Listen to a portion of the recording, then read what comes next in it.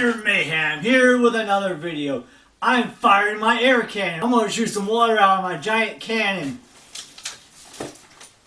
I've already put an extra covering on it just for a little more safety. I thought I could use a little more extra layer of plastic over the chamber, so I did that, and yeah, that's the only thing different. It makes it look a little cooler. But anyway, we're going to go outside in just a second and fire my cannon.